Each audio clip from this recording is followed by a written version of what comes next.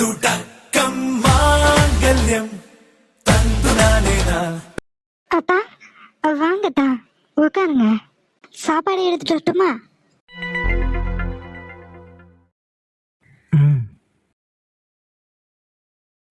என்னாச்சு? இந்த டைம்ல என்ன பவர் கட்டு? அதான் தெரியலதா, இந்த நேரத்துல கரண்ட் நிக்காது. சரி விடு. இருட்டா வேற இருக்கு. நீங்க தப்பா எடுத்துக்கலனா கொஞ்ச நேரம் இந்த படியிலே உட்காந்துருக்கலாமா? இங்க வேண்டாம், கொஞ்ச நேரம் மாடியில வேணா போய் உட்காந்துருக்கலாம். நல்லா காத்தடிக்கும். கரண்ட் வந்ததும் வந்து சாப்பிட்டுக்கலாம். சரியதா. என் கையை பிடிச்சுக்கோ. ம். என்னாச்சு? பார்த்து வா. சரிதா. வா. அப்பா, இங்க நல்லா சில்லுன்னு காத்தடிக்குது இல்லதா? ஆமா, பேசாம நைட்ல இங்கவே வந்து படுத்துக்கலாம் போல. நல்லா சிலு சிலுன்னு காத்தடிக்குது. காலில் இடிச்சுக்கிட்டே வலி இருக்கா? லைட்டா படியில பட்டுடுச்சு, இப்ப பரவாயில்ல, வலிக்கல.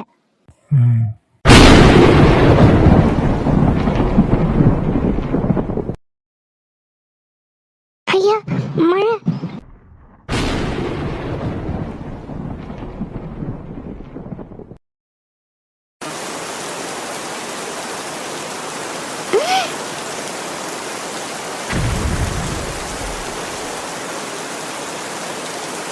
இளையவளின் இடையொரு நூலகம் படித்திடவா, பனிவிழும் இரவுகளாயிரம், இடைவெளி எதற்கு சொல் நமக்கு, முன்னாரம் ஒரு முறை விடுமுறை எடுத்தால் என்ன, என்னை தீண்டக்கூடாதென வானோடும் சொல்லாத வங்கக்கடல், என்னை ஏந்த கூடாதென கையோடு சொல்லாத புல்லாங்குழல், நீ தொட்டால் நிலவினில் கரைகளும் நீளுமே, விழிகளில் வழிந்திடும் அழகு நீர்வீழ்ச்சியே, எனக்கு நீ உனை தர எதற்கு ஆராய்ச்சியே, உனை விட வேறு நினைவுகள் ஏது, ரோஜா ரோஜா ரோஜா. நில்லு. உன்ன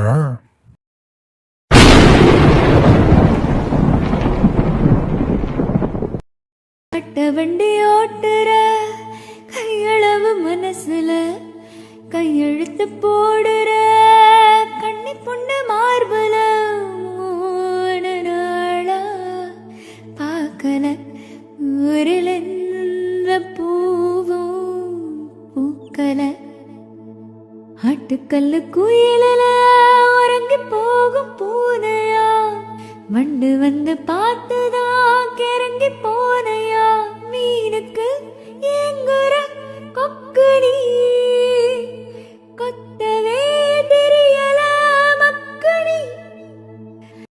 அத்தா, மழை நின்னுடுச்சு, உள்ள வாங்க சாப்பிடலாம். நில்லு.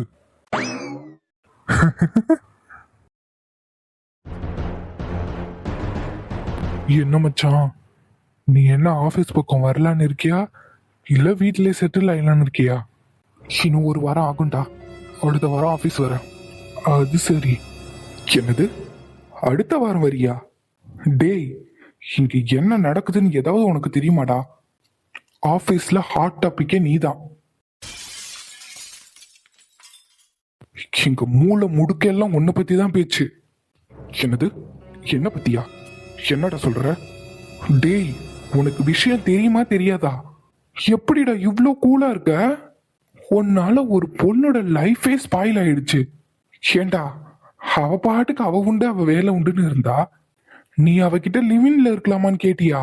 டேய், யார்கிட்டடா? அவதானே.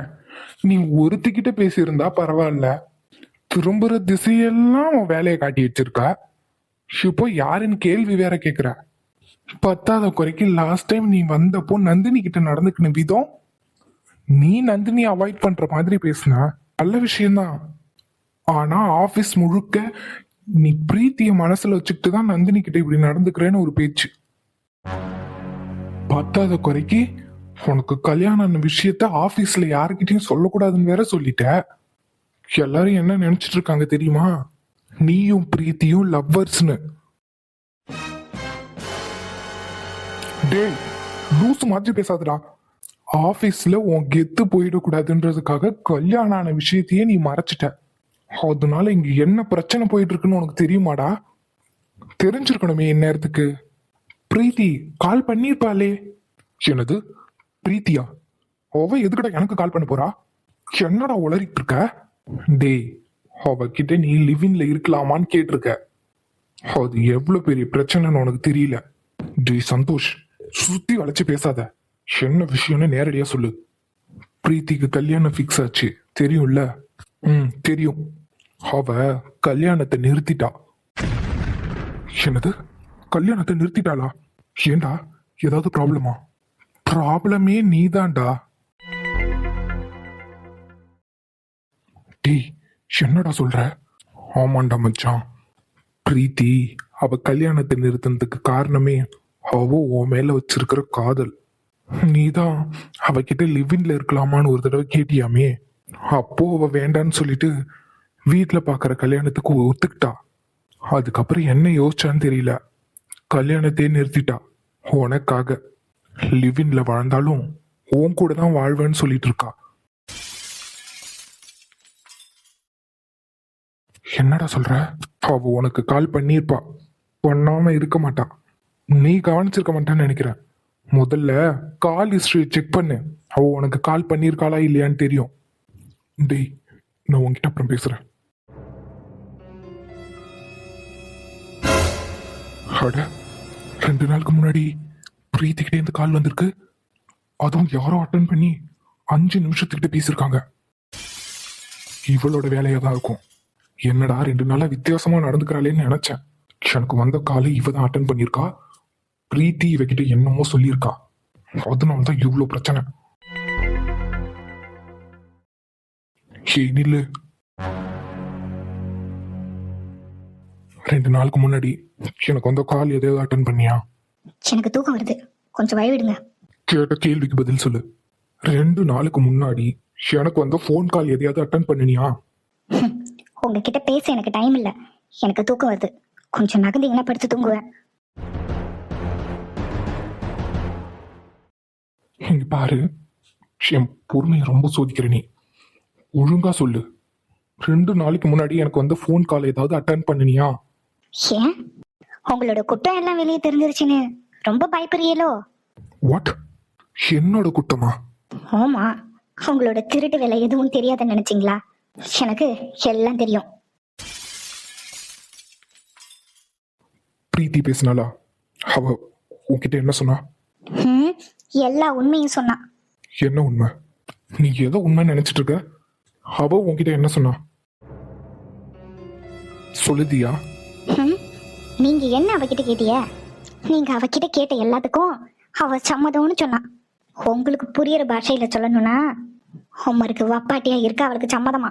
தியா, என்ன இப்ப என்னதுக்கு என்கிட்ட மறைச்சிட்டு வரிய? உள்ளதுதானே சொன்னேன். அந்த பிள்ளைய சொல்லி குத்தமே கிடையாது. எனக்கு தெரியும், நீங்க தான் அவளை தேடி போயிருப்பிய. என்ன? நான் அவளை தேடி போனா? நீங்க அவளை தேடி போவாம தான் நீங்க கேட்ட மாதிரி நான் உங்களுக்கு வப்பாட்டியா இருக்கேன்னு சொன்னாலோ? நான் ஒரு அறிவு கெட்டவன். என் கழுத்துல தாலிய கட்டிவிட்டு ஒன்னா வாழறதுக்கு யோசிச்சில்லையே. அப்பவே எனக்கு தெரிஞ்சிருக்கணும். எனக்கு தான் புத்தி கெட்டு போச்சு. சொந்த மாமன் பையன் தானே, என்னைக்கா இருந்தாலும் ஒரு நாள் மனசு மாறிடுவாகன்னு நினைச்சிட்டு இருந்தல்ல. என் புத்திய செருப்பு கொண்டே அடிக்கணும். அதான் சொல்லுவாங்களே, கிளி மாதிரி பொண்டாட்டி இருந்தாலும் குரங்கு மாதிரி வப்பாட்டியை தேடிட்டு போவாகன்னு. அதுக்கு நீங்க தான் சிறந்த உதாரணம். தியா, அடிச்சிருவேன். பேசாத, வாயை மூடிக்கோ. எல்லாத்துக்கும் ஒரு எல்லை இருக்கு. நீ எல்லைய மீறி பேசிட்டு இருக்க.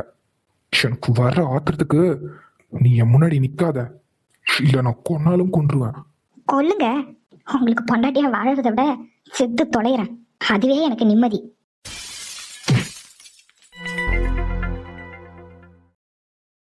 இங்க பாரு, இப்பவும் சொல்றேன், என் மேலேயும் தப்பு இருக்கு. ஆனா நீ நினைக்கிற அளவுக்கு கேவலமானவன் நான் கிடையாது. அதனால்தான் நீ என்னை எவ்வளவு கேவலமா பேசியும் நான் அமைதியா போறேன். இதுவே வேற யாராவது இருந்திருந்தா என் முன்னாடி நின்றுக்கவே முடியாது. இங்க பாரு, இப்போ கூட நீ சொன்னது எல்லாம் உண்மைதாண்டின்னு சொல்லி தூக்கி போட்டு போக ரொம்ப நேரம் ஆகாது. ஆனா என்ன நடந்ததுன்னு உனக்கு தெரியப்படுத்த வேண்டிய கடமை எனக்கு இருக்கு. அந்த கடமைக்காக சொல்றேன். இங்க பாரு, நீ சொல்ற மாதிரி நான் பிரீத்தியை தேடி போகல. ஒரு நாள் அவளாதான் வந்து என்கிட்ட ப்ரப்போஸ் பண்ணா. அண்ட் இது நடந்தது எல்லாமே உனக்கு எனக்கும் கல்யாணம் ஆகிறதுக்கு முன்னாடி. ஒத்துக்கிறேன், நான் அப்போ அப்படிதான் இருந்தேன். அவகிட்ட அப்படிதான் சொன்னேன். எனக்கு அப்பவும் லவ், கல்யாணம், குழந்தை, ஃபேமிலி, ரெஸ்பான்சிபிலிட்டிஸ் இதுல எல்லாம் சுத்தமா விருப்பம் கிடையாது. அதனால அவகிட்ட நான் அப்படி சொன்னேன். அண்ட் இப்போ எனக்கு கல்யாணம் ஆன விஷயம் என் ஆபீஸ்ல இருக்கிற யாருக்கும் தெரியாது, ஒருத்தனை தவிர. ஸோ பிரீத்திக்கும் அது தெரியாது. மேபி நான் சிங்கிளா இருக்கேன்னு நினைச்சிட்டு அவ இப்படி ஒரு முடிவை எடுத்திருக்கலாம். அதை என்கிட்ட கால் பண்ணி சொல்லியிருக்கலாம். ஆனா நடந்த எல்லாம் உனக்கு எனக்கும் கல்யாணம் ஆகிறதுக்கு முன்னாடி. என்னைக்கு உன்னை தொட்டு தாலி கட்டணும் அப்போல இருந்து இந்த நிமிஷம் வரைக்கும் என்னோட நிழல் கூட யார் மேலேயும் பட்டதில்லை. நடந்த எல்லா விஷயத்துக்கும் எல்லா பிரச்சனைக்கும் நான் தான் காரணம். அதை நானே சரி செய்யறேன். என்னால எந்த பொண்ணோட லைஃபும் ஸ்பாயில் ஆகக்கூடாது. பிரீத்தி கிட்ட சொல்ல வேண்டிய முறையில சொல்லி அவளை கன்ஃபர்ஸ் பண்ண வேண்டியது என்னோட பொறுப்பு. இதுதான் நடந்தது. எல்லாத்தையும் உன்கிட்ட சொல்லிட்டேன். அப்பா, என்ன ஒரு ஸ்டோரி! உங்க கதையை வச்சு படமே எடுக்கலாம் போல. இப்படியெல்லாம் பொய்ய உண்மை மாதிரி பேசுறதுக்கு கூட ஒரு திறமை வேணும்.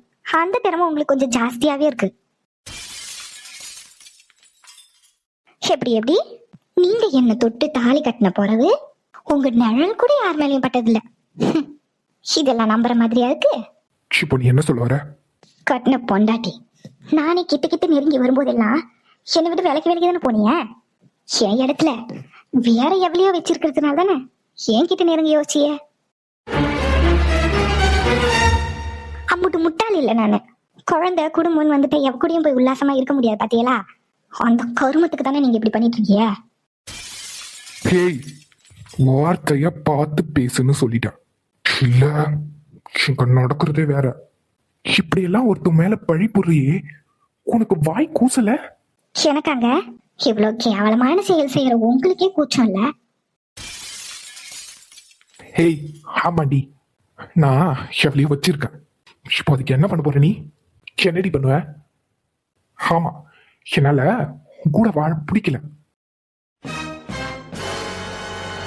அதனால்தான் நீ நெருங்கி நெருங்கி வரும்போது கூட உன்னை விட்டு விலகி போன. போதுமா? நீ எதிர்பார்த்த பதில் உனக்கு கிடைச்சிருச்சா? சந்தோஷமா? தள்ளிப்போ. வாழ்க்கையே போச்சு. இப்படி ஒரு கேவலமானவனுக்கு பொண்டாட்டின்னு நினைச்சாலே அசிங்கமா இருக்கு.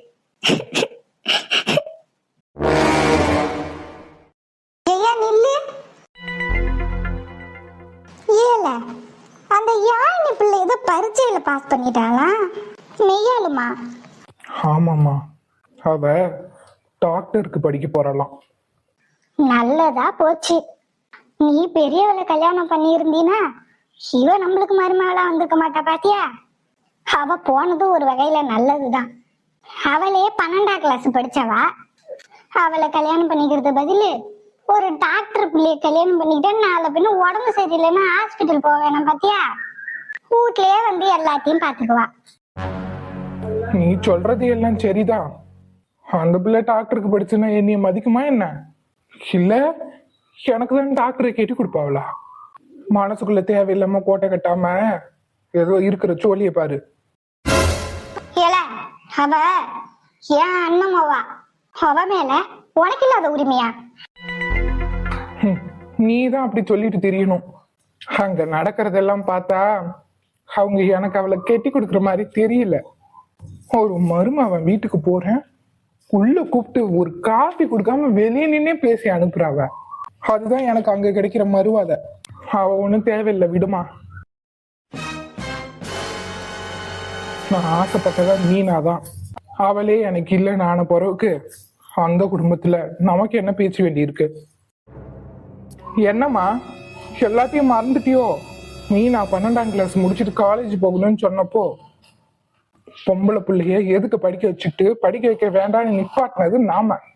இப்போ இவா டாக்டருக்கு படிக்கிறான்னு சொல்லிட்டு படிக்க வைக்க சொல்றீங்களா? ஏல பெரிய படிச்சிருந்தா மிஞ்சி மிஞ்சி போனா என்னத்த படிச்சிருப்பா? ஒரு சாதாரண டிகிரி படிச்சிருப்பாளா?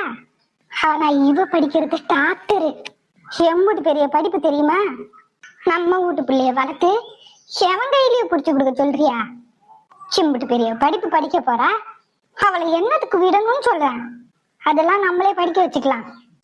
முதல்ல கல்யாணத்தை முடிவு பண்ணுவோம். முதல்ல அந்த லட்சுமி கிட்ட 1 இல்ல 2 கேட்டுட்டு வரேன். முதல்ல இந்த மீனாவை பொண்ணு கேட்டதுக்கு புறவு பார்க்கலாம் புறவு கட்டலாம் தள்ளி கழிச்சா, என் அண்ணனுக்கு அடிப்பட்ட பிறகு அவளே வாரா என் பொண்ணு கெட்டிக்கன்னு. அது கூட இந்த மீனா சும்மா இல்லாம இருக்கிற தலைவலியெல்லாம் இழுத்து விட்டு அந்த பெரிய வீட்டுக்கு மருமவள் ஆயிட்டா. அதே மாதிரி சின்னவளிய விட சொல்றியா? ஏல பெரிய விஷயத்துல தான் ஏமாந்துட்டோம், சின்ன விஷயத்துல ஏமாறக்கூடாது. பொண்ணு கேப்போம், ஒத்துக்கிட்டா கெட்டிக்கிட்டு வருவோம், இல்லைன்னா தூக்கிட்டு வருவோம். என்னத்தை பண்ணிவிடுவ? அந்த வீட்டுல எனக்கு அப்புறம் தான் எவளுக்குனால உரிமை. அம்மா அபிய ஒத்துக்க மாட்டாவ. அந்த கதிர் இருக்கான்ல, அவ விட மாட்டான். எவன்ல கதிரு? அந்த மீனா வீட்டுக்காரன் தானே. அவன் என்ன விடுறது? அது என் அண்ணன் வீடு. அங்க என் பிள்ளைக்கே பொண்ணு கொடுக்க மாட்டாளா? ஏல முத்துவேல, அவைய ஒத்துக்கிட்டா பாரு, முரண்டு பிடிச்சா அவளை தூக்கிட்டு வந்துரு. என்ன நடந்தாலும் நான் பாத்துக்கிறேன். ஆமாம்மா, ஆனா அத இப்ப நடத்தக்கூடாது. அந்த கதிர் ஊர்ல இல்லாத நேரமா பார்த்து அந்த யாழினிய தூக்குறேன். நீ என்ன செய்வியோ ஏது செய்வியோ எனக்கு தெரியாது. அந்த யாழினி இந்த வீட்டுக்கு மருமவள் ஆகணும். ஆமாமா, இது ஒண்ணு என் கல்யாணம் சம்பந்தப்பட்டது மட்டும் கிடையாது, என் கௌரவம் சம்பந்தப்பட்டது. இது எனக்கும் அந்த கதிர்க்குமான போட்டி. இதுல நான் ஜெயிக்காம விட மாட்டேன். பார்த்து நானா இல்ல அந்த கதிரானு.